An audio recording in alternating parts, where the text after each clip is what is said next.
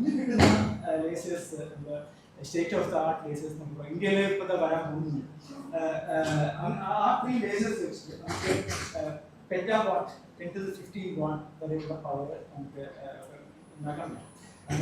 നമ്മൾ സാധാരണ കിട്ടുന്ന പവർ സ്റ്റേഷനൊക്കെ മെഗാവാട്ട് പവറാണ്. അപ്പോൾ ഈവൻ നമ്മുടെ നാഷണൽ പവർ ഗ്രിഡ്, ഇപ്പോൾ US-ന്റെ കേസാണ്, ഇന്ത്യയിൽ തന്നെ പവർ ഗ്രിഡ് എന്ന് പറഞ്ഞാൽ ഗിഗാവാട്ട് അല്ലെങ്കിൽ ഫ്യൂ ടെറാവാട്ട് ഒക്കെയാണ് ഉണ്ടാവുന്നത്. അതിനേക്കാളും പവറാണ് ഒരു ലേസർ വെച്ചിട്ട് ഷോർട്ട് പൾസിൽ നമുക്ക് ഉണ്ടാക്കാൻ പറ്റും. അതിൽ ചീറ്റിംഗ് എന്ന് പറഞ്ഞാൽ ഇത്രയും പവർ കണ്ടിന്യൂസ് ആയി വരില്ല, ആ പൾസ് ഉള്ള ചെറിയ സമയത്ത്, അതായത് ഇതൊക്കെ ഫെംറ്റോസെക്കൻഡ് എന്ന് പറയുന്ന വളരെ വളരെ ചെറിയ സമയത്താണ്, -15 സെക്കൻഡ്സ്, അത്രയും ചെറിയ സമയത്താണ് മാത്രമേ ആ പവർ ഉള്ളൂ. അത് കഴിഞ്ഞാൽ തന്നെ പവർ ഇല്ല. അപ്പോൾ കണ്ടിന്യൂസ് ആയിട്ടുള്ള പവർ ഇല്ല, പക്ഷെ ആ വളരെ ചെറിയ സമയത്ത് ഇത്രയും പവർ നമുക്ക് ഇങ്ങനത്തെ ലേസേഴ്സ് ഉണ്ടാക്കാൻ പറ്റും. അങ്ങനത്തെ ലേസേഴ്സ് നമ്മൾ എടുത്ത് ഫോക്കസ് ചെയ്യാൻ പറഞ്ഞാൽ നമ്മൾ സാധാരണ ഇവിടുത്തെ സമ്മറിൽ വെയിലത്തൊക്കെ നടക്കുമ്പോൾ നമ്മുടെ ശരീരത്തിൽ വീഴുന്ന സൂര്യപ്രകാശത്തിന്റെ ഇൻറ്റൻസിറ്റി നോക്കിയാണ് വാട്ട്സ് പെർ സെന്റിമീറ്റർ. ഒരു ഫണ്ണി യൂണിറ്റ് ആണത്, 0.1 വാട്ട്സ് പെർ സെന്റിമീറ്റർ സ്ക്വയർ ഒക്കെ ഉണ്ടാവുള്ളൂ.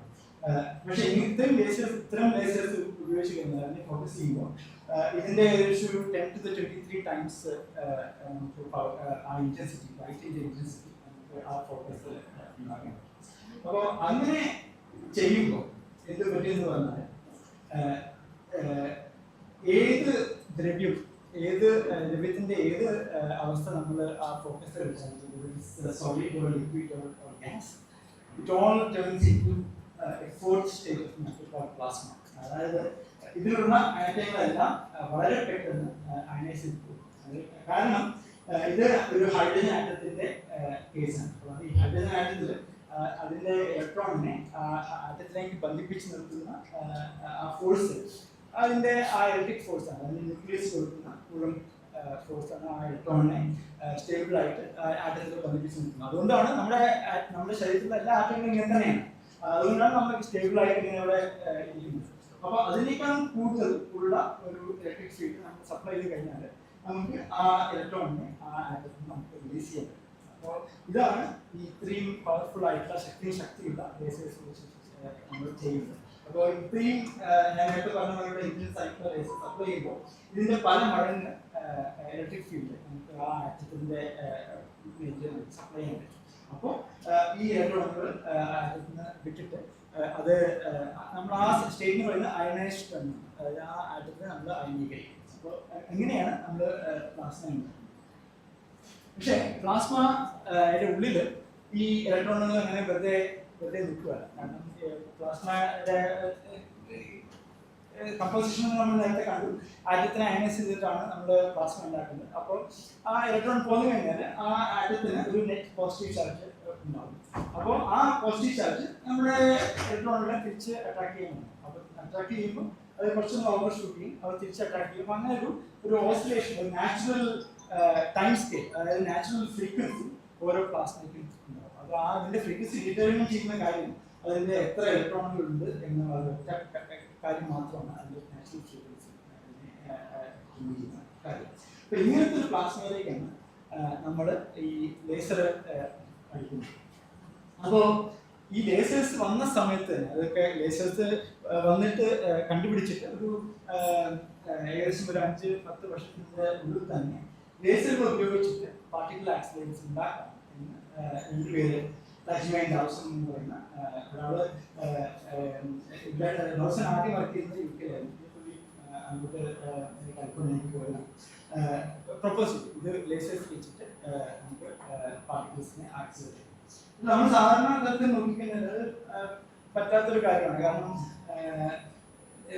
ലേസർ ഞാൻ നേരത്തെ പറഞ്ഞത് ഒരു ഇലക്ട്രോമാഗ്നറ്റിക് തരംഗമാണ്.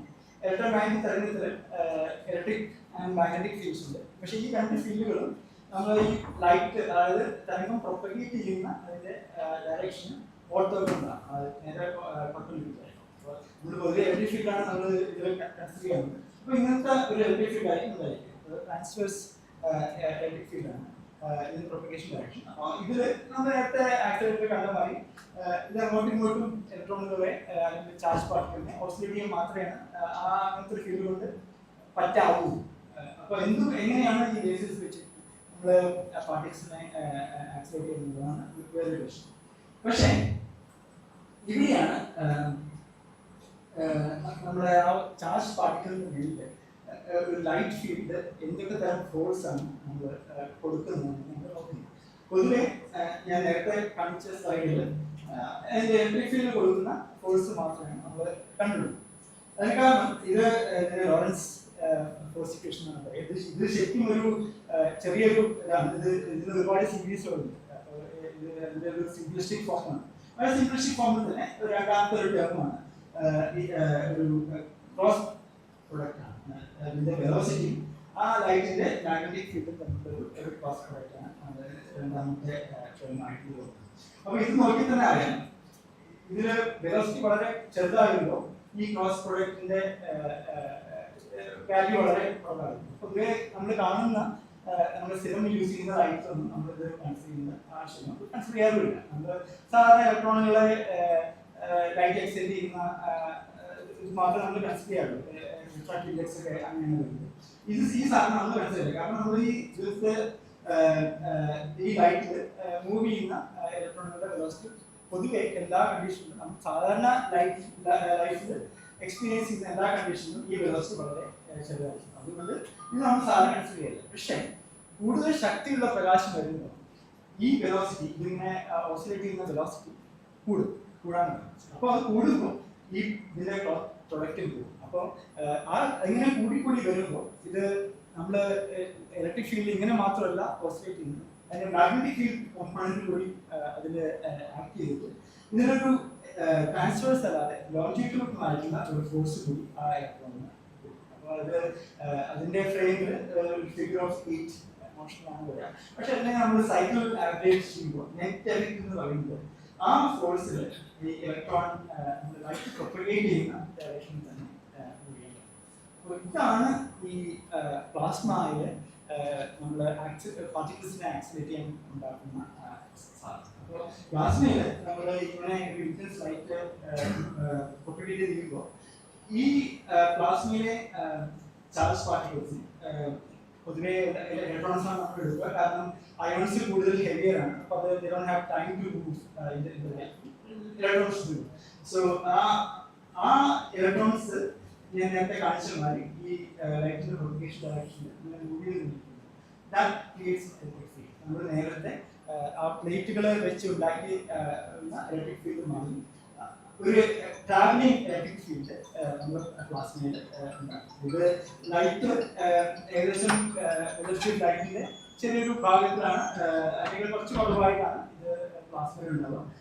അത് മൂവ് ചെയ്യുന്ന സമയത്ത് തന്നെ കണ്ടിന്യൂസ് ആയിട്ട് ഇലക്ട്രോണുകളെ ഇതിനെ വരച്ചുകൊണ്ട് പോകും. So that's what makes A plasma acceleration.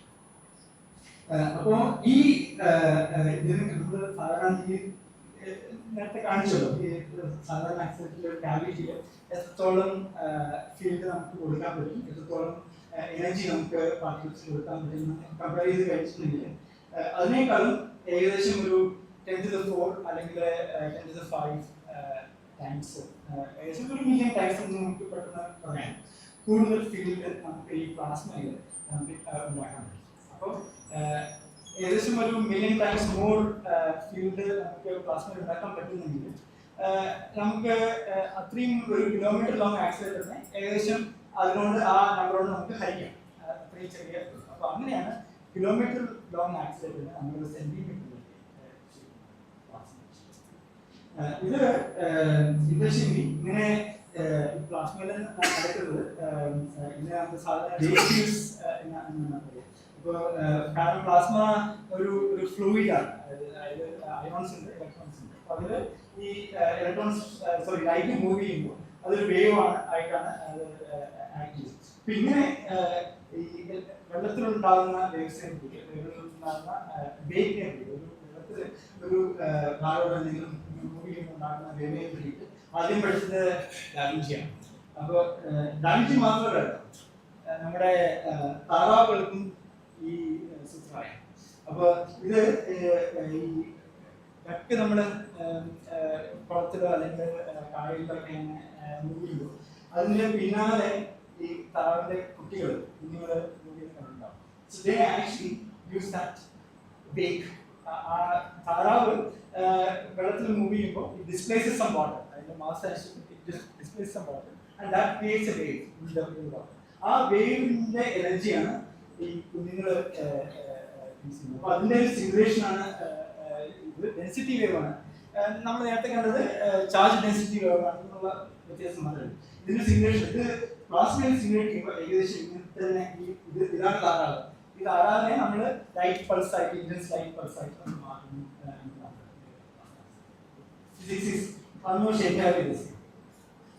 അതായത് നമ്മൾ ഒരു സർഫർ നമ്മുടെ വേവില് ക്യാച്ച് ചെയ്തിട്ട് നല്ല എനർജി ഉണ്ടാക്കുന്ന മതി ഈ ഇലക്ട്രോൺസും ഇങ്ങനത്തെ മൂവ് ചെയ്യുന്ന പാർട്ടിക്കൽ വേവിന് ചാർജ് ഡെൻസിറ്റി വേവിന് എനർജി ഉണ്ടാകും.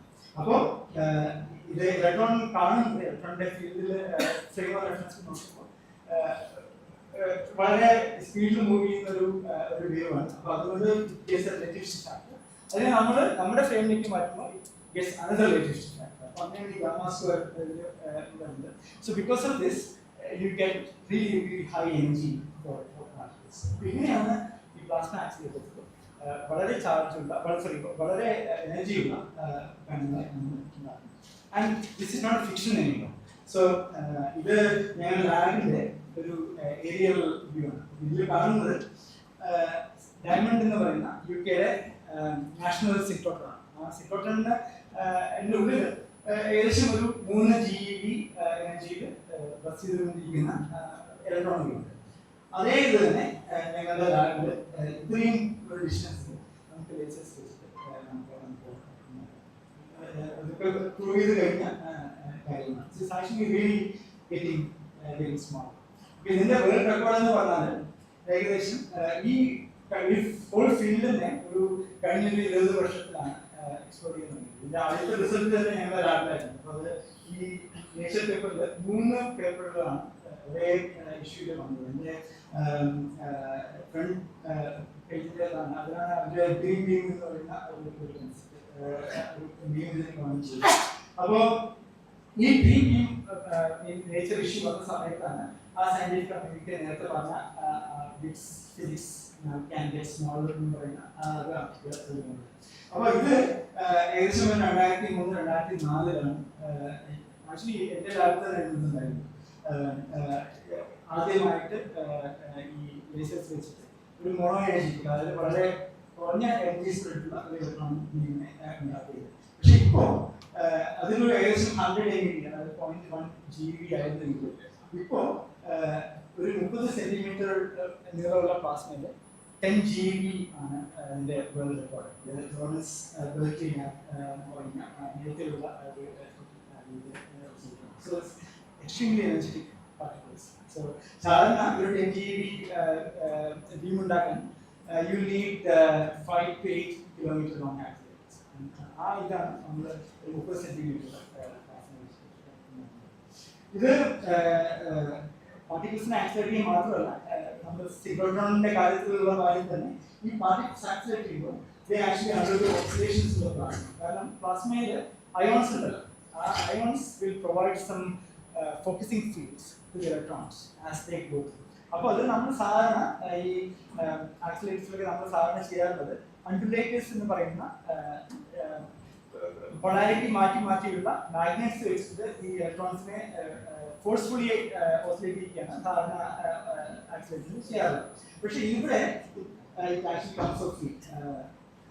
ഈ ഓസിലേഷൻസ് പ്ലാസ്മയത്തിന് നാച്ചുറലായിട്ട് ഈ അയോൺസ് വെച്ച് മാറ്റി ഉണ്ടാവും. And that emits a radiation on its own and it's called beta. അപ്പോൾ ആ നമ്മൾ സാധാരണ സിൻക്രോട്രോണിന്റെ ഒരു എമിഷൻ മാതിരി തന്നെ ഇതിന്ന് നാച്ചുറലായിട്ട് വരുന്ന ഒരു എമിഷനാണ് ഈ ബീറ്റാട്രോൺ എമിഷൻ എന്ന് പറയുന്നത്. ഇത് വളരെ സിൻക്രോട്രോൺ മാതിരി തന്നെ വളരെ ഹൈ ക്വാളിറ്റി എക്സ്റേ ബീമാണ്. അതായത് ഒരു മൈക്രോൺ പോയിന്റിൽ നിന്നാണ് ഈ ബീം വരുന്നത്. അതുകൊണ്ട് സ്പേഷ്യലി കൊഹിയറന്റ്. ലേസർ മാതിരി തന്നെ ടെമ്പററി കൊഹിയറന്റ് അല്ലെങ്കിൽ സ്പേഷ്യലി അത് കൊഹിയറന്റ് ആണ്. അതുകൊണ്ട് വളരെ പ്രത്യേകതയുള്ള ചിലതരം ഇമേജിങ് ഇത് ഉപയോഗിക്കാൻ പറ്റും. നമ്മൾ സാധാരണ കയ്യോ കാലോ കൊടുത്തിട്ട് ഹോസ്പിറ്റലിൽ പോകുമ്പോൾ you get an X-ray done. And that's typically and based on absorption. കാരണം നമ്മുടെ എല്ലില് കാൽഷ്യം കൂടുതലുള്ളതുകൊണ്ട് calcium absorbs X-rays compared to your flesh. അപ്പോൾ അതിൻ്റെ ഒരു ഷാഡോ നമ്മുടെ എല്ലിൻ്റെ ഒരു ഷാഡോ ആണ് നമ്മൾ സാധാരണ എക്സ്പേസ് കാണുന്നത്. But this is actually a refraction based technique. അതായത് നമ്മൾ എത്ര പാർട്ടിക്കിൾ ഉണ്ടോ സോറി ഒരു മെറ്റീരിയലിൽ എത്ര പാർട്ടിക്കിൾ ഉണ്ടോ അതിൻ്റെ ഡെൻസിറ്റിക്ക് അനുസരിച്ചിട്ട് that can change the refractive index even for X-rays as it transmits. അത് നമ്മൾ മെറ്റീരിയലിൽ പല ഡെൻസിറ്റി ഡിഫറൻസ് ഉണ്ടെങ്കിൽ ഒരു കോൺസ്റ്റന്റ് വേവ് ആണ് നമ്മൾ പ്രൊപ്പഗേറ്റ് ചെയ്യുന്നതെങ്കിൽ depending on the density changes that wave front will get destroyed.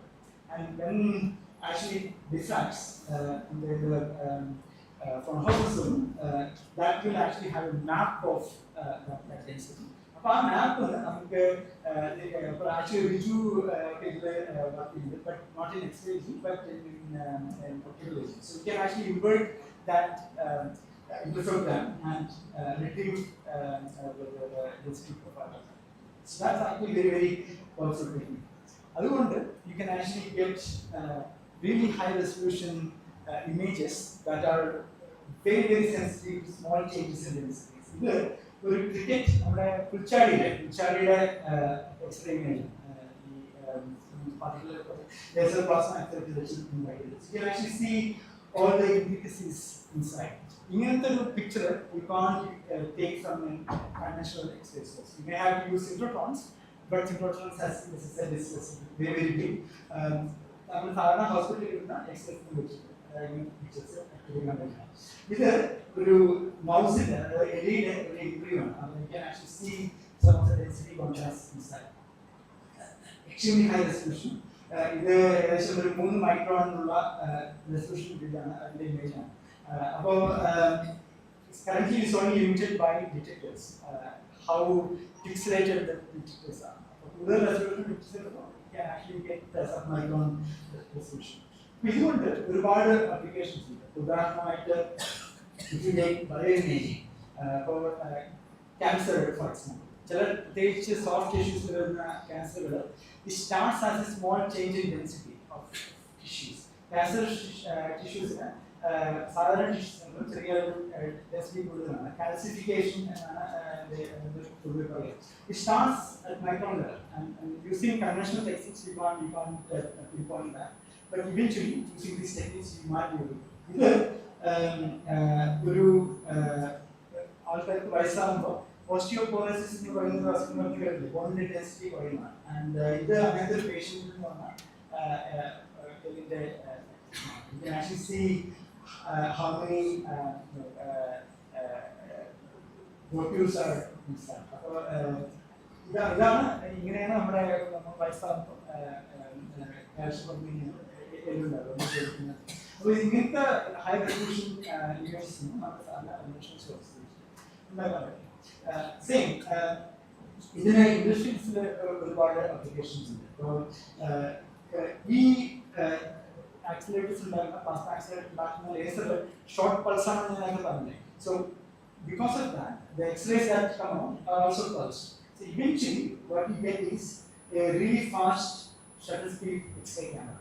So ഇത് നമ്മുടെ എഡ്വേർഡ് മോറിബ്രിഡ്ജ് എന്ന് പറഞ്ഞ ഒരാൾ ഈ അൾട്രാഫാസ്റ്റ് ക്യാമറയുടെ പിതാവ് എന്നൊക്കെ പറയുന്ന ഒരാളാണ്. പുള്ളിയാണ് ഈ കുതിരകൾ എങ്ങനെയാണ് ഓടുന്നത് എന്നതിൻ്റെ ഒരു സീരീസ് ഫോട്ടോ എടുത്തത്. അതിനു മുമ്പ് ആൾക്കാരെ അസ്യൂം ചെയ്തിരുന്നത് ഓരോ ഈ ഇതിന്റെ ഗാലപ്പിങ്ങിലും 4 കാലും നമ്മുടെ പറയുന്നത് വിട്ടു നിൽക്കുന്ന തരത്തിലാണ് കുതിര ഓടുക എന്നുള്ളതാണ് അസ്യൂം ചെയ്തിരുന്നത്. പക്ഷെ ഈ ഫോട്ടോഗ്രാഫ് വന്നിട്ടാണ് അതല്ല ആരെങ്കിലും നേരത്തെ ഉണ്ടാവുന്നുള്ള. അപ്പൊ അതിനുശേഷം വന്ന പെയിന്റിങ്ങളൊക്കെ പുതിയ ടെക്നിക്കിൽ വെച്ചിട്ടാണ് ആൾക്കാർ തുടങ്ങുന്നത്. അപ്പോൾ അതേമാതിരിയുള്ള അൾട്രാഫാസ്റ്റ് ഷട്ടർ സ്പീഡ് ക്യാമറകളാണ് നമ്മുടെ ഈ ഫാസ്റ്റ് ഡിഫൻസ്, അതായത് ഹുസൈൻ ബോൾട്ടിന്റെ 100 മീറ്റർ റൺ അല്ലെങ്കിൽ നമ്മുടെ എന്താ പറയുക ഫോർമുല 1 കാർ റേസിംഗ്, അതൊക്കെ ഫോട്ടോ എടുക്കാൻ യൂസ് ചെയ്യുന്ന ക്യാമറകൾ വളരെ സ്പെഷ്യൽ ക്യാമറകളാണ്. വളരെ സ്പീഡുള്ള ക്യാമറകളാണ്. കാരണം ഷട്ടർ സ്പീഡ് കൂടുമ്പോൾ the object has already moved, so you get blurry image. അപ്പോൾ അങ്ങനെ blur ഒഴിവാക്കാനാണ് fast and speed camera ഉപയോഗിക്കുന്നത്. But because you are using really short pulses, femtosecond pulses, nothing actually moves in that time scale, so you get X-ray cameras which are fast. So ഇത് അങ്ങനെ എടുത്തൊരു image ആണ്. ഇത് shorts propagating through material like lumen. And ഇത് ഒരു 42,000 rotation kilometer ഓടുന്ന ഒരു type compound. There is a rare version. You can actually see the paints. It's completely frozen. So these kind of things are actually not possible using. This is how we make the accelerators. The laser pulse actually comes from the laser, gets focused into a gas cell. So typically, helium plus hydrogen, other gas elements. It gets accelerates electrons, and it also produces X-rays, as I told you. And if you want, you can just remove the electrons and just take the X-rays and go for taking images. So ഇതാണ് നമുക്ക് plasma accelerators based X-ray source ഉപയോഗിക്കുന്നത്. അപ്പോൾ ഞങ്ങൾ ഇപ്പോൾ ഉണ്ടാക്കുന്ന introduction പറഞ്ഞ മതി, ഞങ്ങൾ ഉണ്ടാക്കുന്ന ഒരു പുതിയ ഫെസിലിറ്റിയാണ് using these plasma. This is the first plasma accelerator based facility in the world. So we are actually using this technique to produce X-rays of various kinds for applications. So 100 million pound in the facility. This is in the final stage now, and the commissioning ഏകദേശം അടുത്ത വർഷമാണ്. ഇതിൽ actually ഇന്ത്യയും contribution ഉണ്ട്. നമ്മൾ കേരളത്തിലുള്ള joint സെന്ററിലാണ് ഇതിന്റെ കുറേ ടെക്നോളജി ഉണ്ടാക്കുന്നത്. And India is also getting a better basis. So Riju and Pramod were involved in it.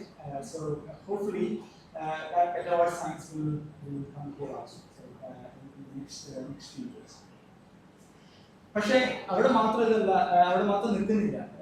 So ഈ ഇലക്ട്രോണുകൾ തന്നെ ഇത്രയും ഫാസ്റ്റായിട്ട് ഇലക്ട്രോണുകൾ ഉപയോഗിച്ചിട്ട് കൂടുതൽ അഡ്വാൻസ്ഡ് ആയിട്ടുള്ള ലൈറ്റ് സോഴ്സസ് ഉണ്ടാക്കാനുള്ള പ്ലാനുകൾ നടക്കുന്നുണ്ട്. ഉദാഹരണമായിട്ട് ഫ്രീ ഇലക്ട്രോൺ ലേസേഴ്സ്, അതായത് നമ്മൾ നേരത്തെ കണ്ട എക്സസൈസ് ഞാൻ specially കൊണ്ടുണ്ടാക്കാനും they are not temporarily coherent, they are not exactly like lasers, but you can actually make exactly like a laser light but in X-ray regime using a technique called free electron lasers. So what they do is three energy electrons in it.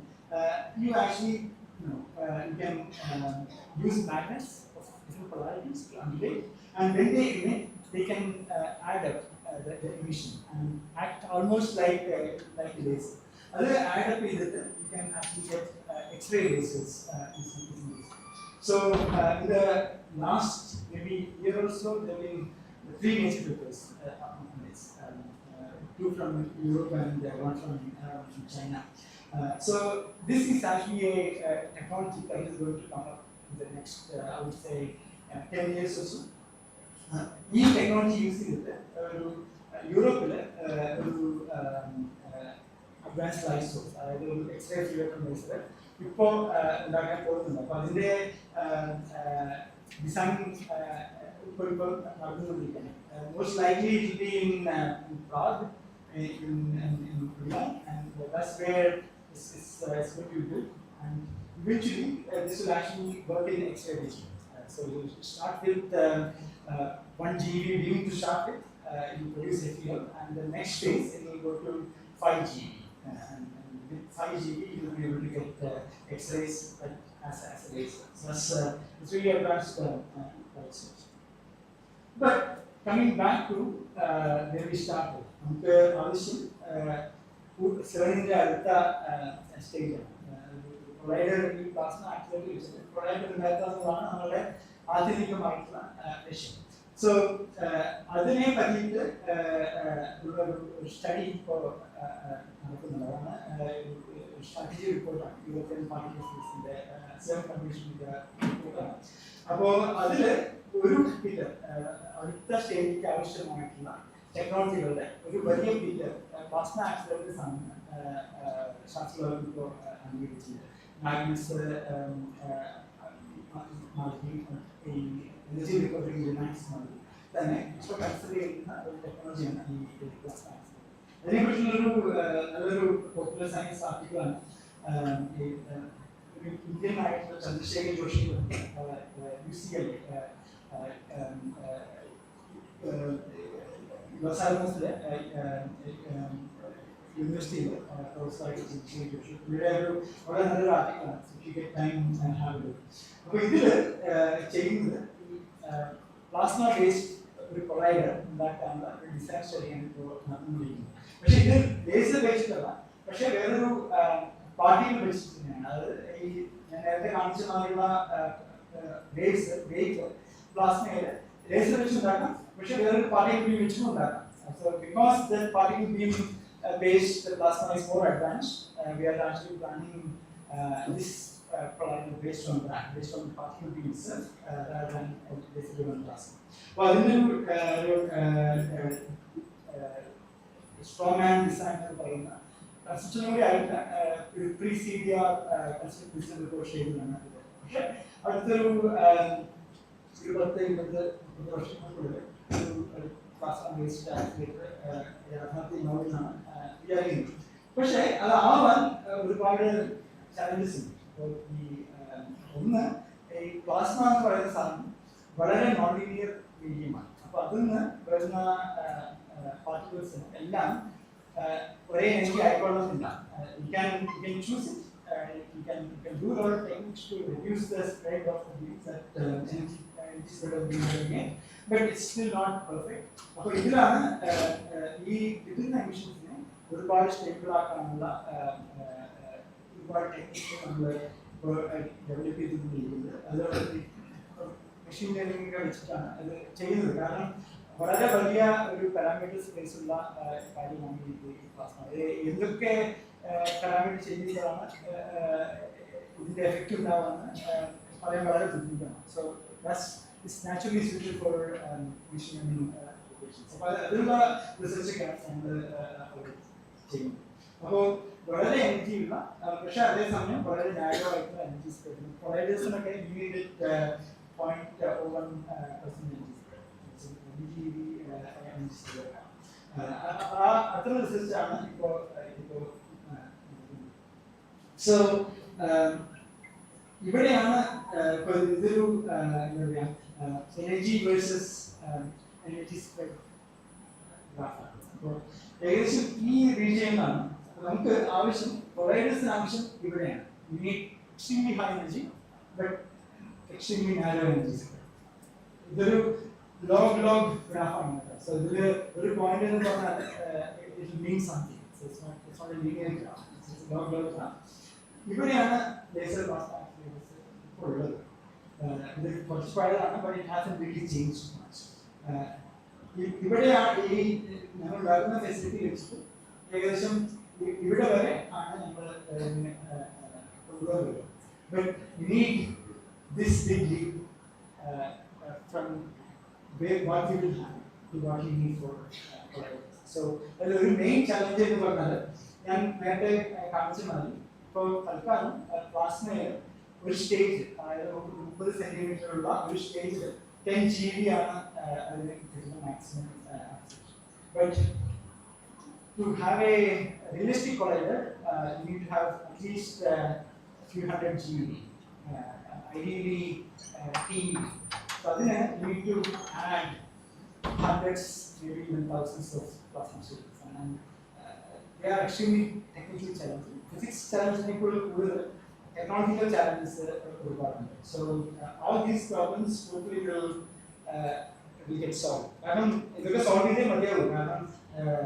Building something much bigger, maybe 100 kilometer accident might get built, but the next phase of that will not be affordable at all, even for a multinational.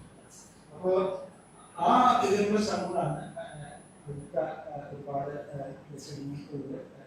so I think India will also play a big role in this. So hopefully some of you in the audience will also play. That's all I want to say. Thank you.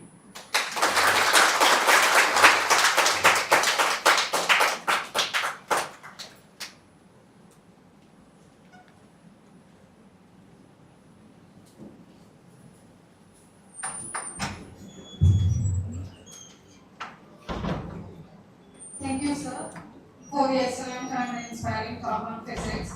Your insights have enriched our understanding and honored the legacy of Professor K.J. Nair.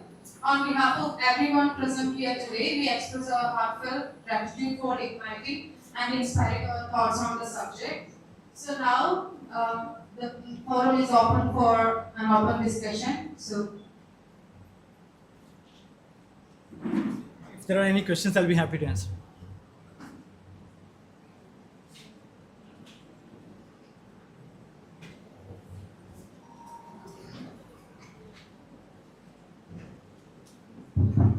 Hello, sir. Wonderful talk. Really brought really good insights for us. I just want to ask about the facility Romania, ELINP. Yeah. So they are having cases of 10 down, right? As per their whatever is given. Yeah. So do they do the same kind of research or is it? Yeah. So Eli, so there are three Elis.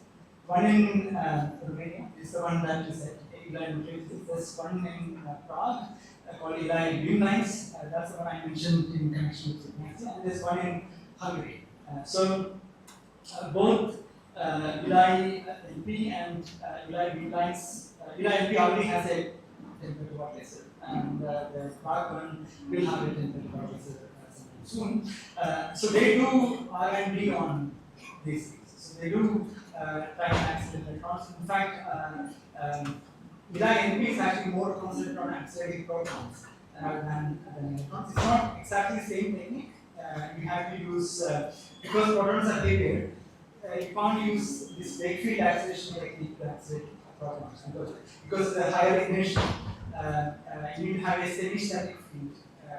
You need to have enough time for the particle to get accelerated. So we will use different techniques for that. So that's what they concentrate on. But they also work on electrons. But I wouldn't call them a plasma accelerator facility because the end product is it's an R&D facility. They will use lasers to accelerate, but not like what we try to do in PMAP, which is using lasers to create plasma accelerators and then actually using the plasma accelerators for application. Okay, you described the very small accelerators compared to the big ones. Yeah. Okay. Even though the accelerators are very small, the radius are big. Yeah. What do you think in the near future maybe we can go that's a very valid point. So you saw the building of EPAC itself, right? So absolutely right. The acceleration is happening only in a few centimeters, but there is a big laser behind it. They are not kilometers long, so we are reducing the size, but eventually to make it more sustainable, you do need to reduce the size of the laser itself. So there are laser technologies also working. So one of the reasons why lasers become such big devices is the amplification that you can get in each stage is currently limited. So you have to add more and more amplification to get much high power. And you also currently need to make the beams bigger because even without focusing, if you amplify some energy and then compress it to short pulse, the power will be enough to start damaging your optics, mirrors, something like that. So in order to avoid that problem, you make the beam bigger so that the intensity, basically, which is the power over unit area, comes down. So this is another reason why lasers become big eventually. So there are technologies that are being developed that will come to this. One is to increase the repetition rate, which is another technology that may not necessarily make the lasers small. A major advancement would be to go into fiber sources, for example, rather than conventional pump sources, which will have an impact on the size. Another possibility is having, instead of using conventional optics based compressors, which can actually make, the EPAC compressor is about from here to maybe third row, so it's quite big. But there may be other ways of compressing light pulses, for example, using plasma itself. So all these things are in R&D stage, but not in a stage where we can implement this. But eventually, yeah, you do have to do that.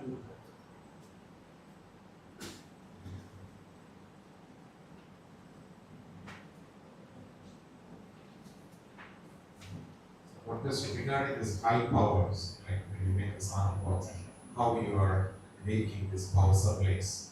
So you're relying on like valve based or solid state based. So, the power comes purely because the light, the laser that we have has multiple frequencies, and they add up to the at one point in time. And so, because of the electricity interference, it actually forms a pulse in time. So, typically, what you do is you take a laser medium that can support multiple wavelengths. You keep that in what you call a cavity. So basically, this is free space with mirrors. So let's say two curved mirrors, and just like cavities in real life, like flute or your resonance column, any cavity will support certain modes of oscillation. So there are techniques that you can implement so that all these modes actually get locked in space and they add up together. So using that technique, you can actually make all these frequency components just add up together and then take a shot. The RF powers, RF powers. No, this is completely okay. You mentioned this RF powers. For conventional accelerators. There's no RF in case, it's completely okay.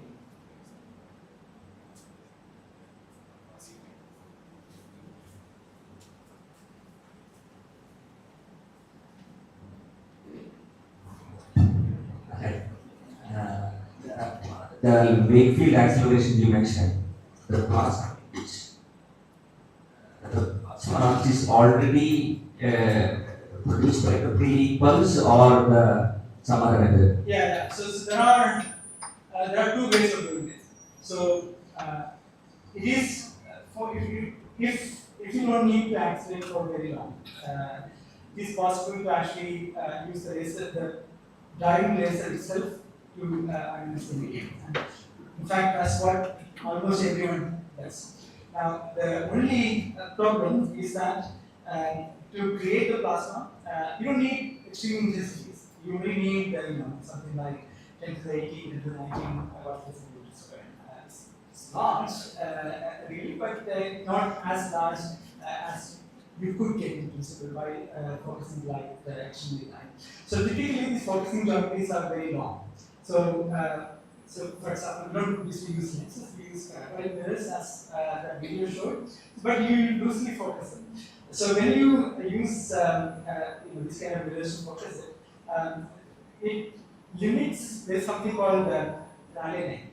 It comes from diffraction essentially. Over which the intensity will be somewhat high. And if you use let's say a few meter focusing, this will be limited to maybe a few millimeters, maybe maximum a centimeter or so, that Rayleigh length. So you get acceleration only in that region. Right? So naturally, the energy that you get also will be limited, whatever you can get. Now, if you really need to go beyond that, you need to have a guiding medium, an external guiding medium for this intensity. So obviously, you can't use fiber is a good guiding medium that you use in linear regime, not a high intensity. But you need to have something like that that actually provides a similar density profile or a guiding medium for the laser. So people actually use sometimes other places. We can actually create shocks. We can actually provide that kind of density profile. People use discharge, high voltage discharge to provide that. And if you wait enough time, in the expansion, it actually creates a density profile that you eventually get. So to really go, I would say beyond a few centimeters, you have to use external guide. So here we get the more than 3. We get 2 GeV without external guiding, but that's kind of the limit. And if you need to go beyond that, you use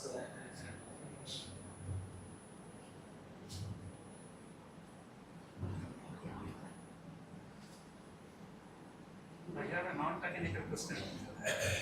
How was the passage from Palakkad to Cambridge? also, well, When did you start dreaming? I always wanted to be a scientist, that's for sure. And at least when I was growing up, സാഹിത്യ പരിഷത്തിന്റെ influence വളരെ കൂടുതൽ സ്കൂളിൽ പഠിക്കുമ്പോൾ തന്നെ യുവിക ശാസ്ത്രീകരണം യുവിക പരീക്ഷകൾ അതിൻ്റെ activity at least ഞാൻ പഠിക്കുന്ന സമയത്ത് was quite strong in school. So that kind of imbibed some sort of a urge to become a scientist.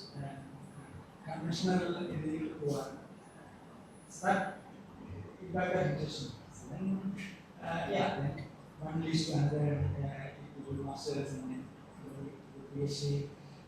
Then when I left India in 2002, something like that, so a long time ago. More importantly, I think serendipity it has a big factor. You need to be there at the right time at the right place. So for me, that played a good role.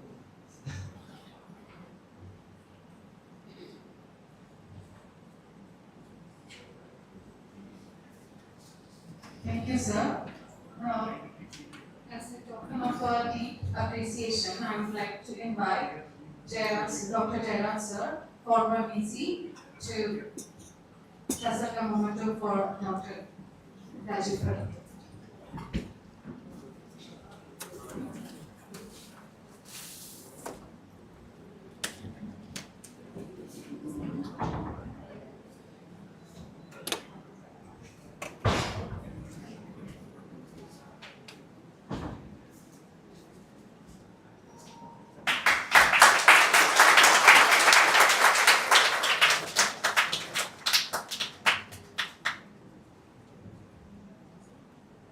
Next, I would like to invite Dr. Shaiju P, Director of CSIS, to present a memento.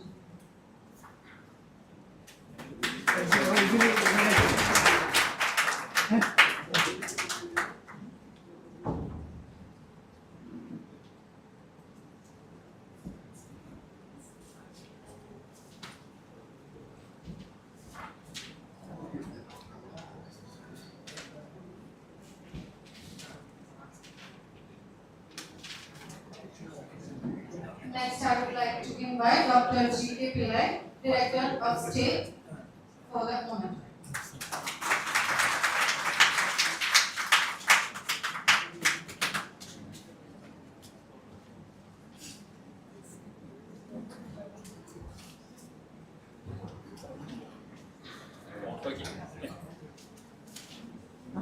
Oh my God.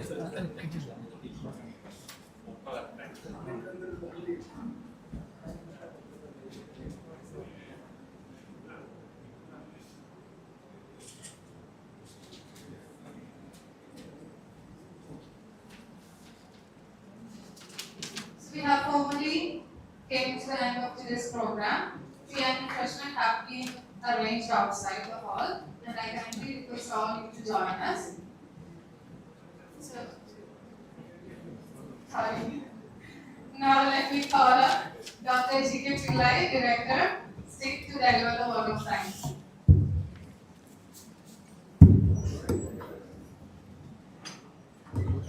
Respected dignitaries and participants, On behalf of the organizing committee of this memorial lecture, I extend my heartfelt gratitude to all those who have made this event truly memorable.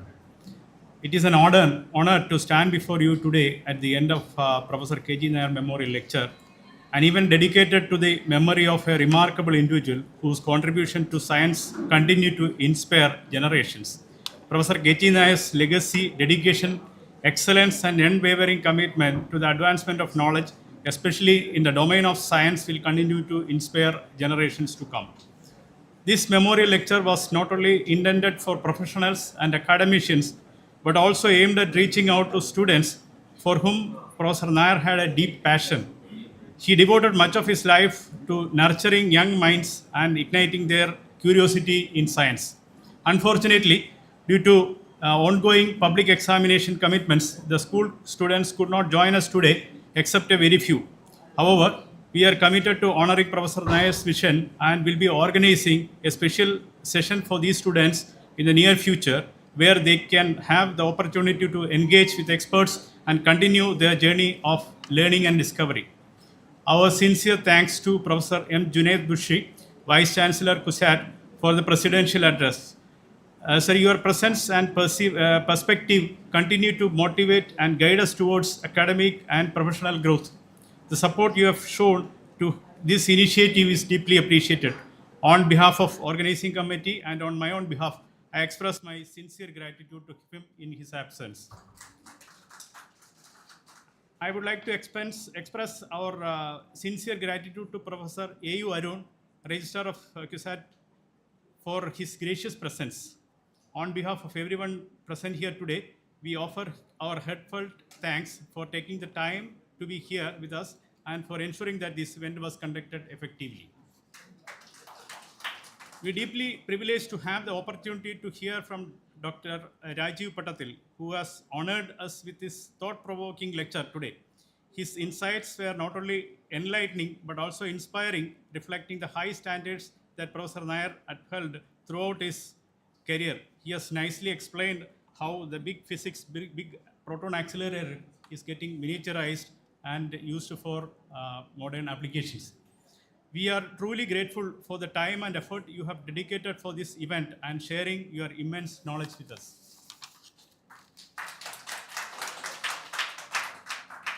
On behalf of the organizing committee and everyone present here today, I would like to extend our heartfelt gratitude to Mr. Rajan Tuvara, who has graciously facilitated this function representing the family of Professor K.G. Nair. We deeply appreciate your efforts in honoring the legacy of Professor Nair and for being an integral part of this memorial lecture. Please convey our sincere thanks to the entire family of Professor K.G. Nair for their unwavering support and for being with us on this Memorial Day. I would also like to take this opportunity to extend our deepest gratitude to Dr. Shaiju, Director CSIS, for his tireless efforts in making today's event a reality. Dr. Shaiju, your dedication, commitment, and meticulous planning have been instrumental in bringing this event memorable.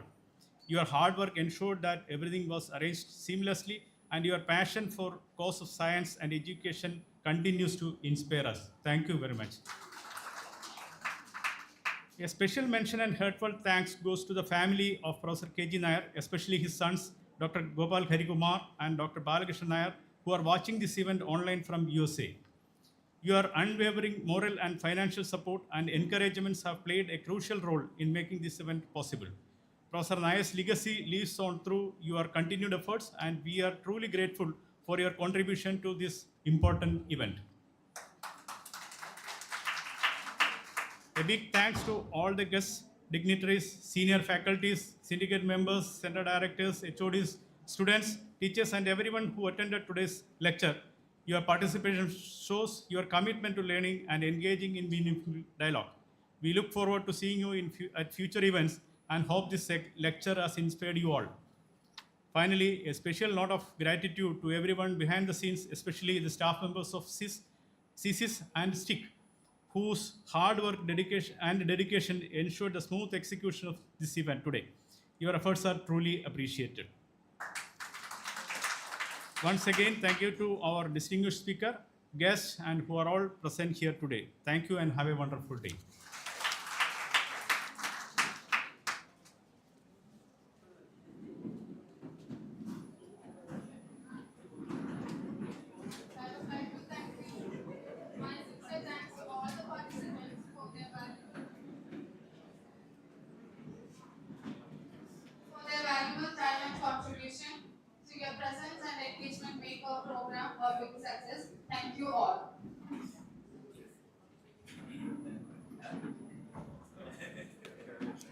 Thank you.